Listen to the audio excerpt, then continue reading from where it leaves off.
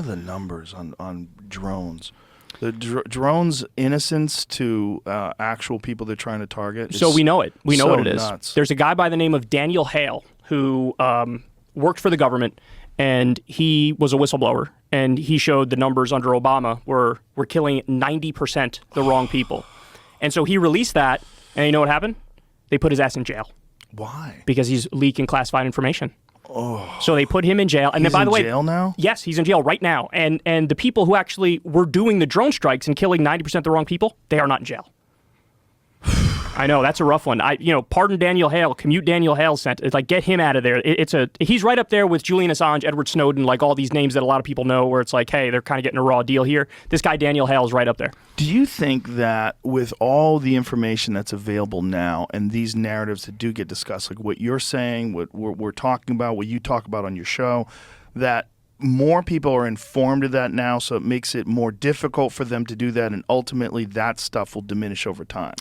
It's just the people with actual power don't give much of a fuck of what I have to say or others like me have to say. But they give a fuck about the American people. If the American people don't vote them in anymore because they're upset about that. Well, this is more what we call the deep state. So CIA, like the people behind the scenes, the Pentagon, the people who are sort of there from administration to administration, and they're not dependent on elections. Like, these are the people who they throw the book at a guy like that, you know? Because if you leak something that makes them look good, it's fine that you just leak classified information. You leak something that makes them look bad, like Daniel Hale did, and they'll rain holy hell on you. It's very disturbing when you find out these egregious missteps of justice where people get imprisoned for leaking information and discussing information, or the Stephen Dozinger case. Oh, yes, that guy. We've had him on Crystal Kyle and Friends. Amazing story. Crazy. Yeah, he basically is like, if you really get down to the bottom line here... Explain to people what happened. Yeah, so he was imprisoned for basically showing how, I think it was Chevron, one of the big oil companies, flat out poisoned, I think it was Peru. You might want to fact check me on that. I'm not sure it was Peru, but it was one South American country. They basically poisoned the water supply there. They were doing all these terrible practices, polluting everything. And he stood up against them in court and won. And then basically, the empire struck back and went after him, and he ended up in prison. Yeah. Basically for blowing the whistle on this and getting him out. So here it is. Ecuador. I'm sorry. There you go. Not Peru.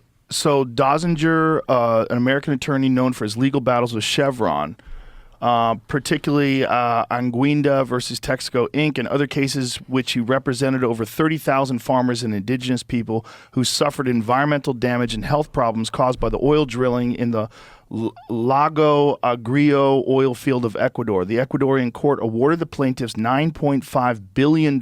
Yeah. $11.5 billion in 2021 in damages, which led Chevron to withdraw its assets from Ecuador and launch legal action against Dozinger in the U.S. In 2011, Chevron filed, so this has been going on for 12 fucking years, filed a RICO anti-corruption suit against Dozinger, which is wild, in New York City. The case was heard by U.S. District Judge Louis A. Kaplan, who determined that the ruling of the Ecuadorian court could not be enforced in the U.S. because it was procured by fraud, bribery, and racketeering activities. Now, that's all bullshit, just so everybody knows. There was no fraud, no bribery, no racketeering. What happened was the people who were corrupt went after him and said he was corrupt. Yeah. And the judge was corrupt who put him behind bars, and he just recently got out. Yeah. But this guy went through fucking hell because he exposed that Chevron was flat out poisoning people. It's crazy. So he was placed under house arrest in 2019 while awaiting trial on charges of criminal contempt of court, which arose during his appeal against Kaplan's RICO decision when he refused to turn over electronic devices he owned to Chevron's forensic experts. In July 2021, U.S. District Judge Loretta Preska found him guilty, and Dozinger was sentenced to 6 months in jail in October 2021. While Dozinger was under house arrest in 2020, 29 Nobel laureates described the actions taken by Chevron against him as judicial harassment. Human rights campaigners called Chevron's actions an example of strategic lawsuit against public participation. SLAP lawsuit. In April 2021, 6 members of Congressional Progressive Caucus demanded that the Department of Justice review Dozinger's case. In September 2021, the United Nations High Commissioner of Human Rights stated that the pretrial detention imposed on Dozinger was illegal and called for his release. Having spent 45 days in prison and a combined total of 993 days under house arrest, Dozinger was released on April 25th, 2022. So let me also add, so yes, he spent 993 days under house arrest. Now, the actual laws they're accusing him of breaking, it would have been like a max, I'm going to butcher this, but it was like a month or something. So they kept him under house arrest for 993 days. Then he actually went to jail. But even if he had gotten a max sentence, if he had the trial right away, it would have been like a month or something like that. And more importantly, what that does is it scares the fuck out of anybody that's thinking about doing something like that in the future.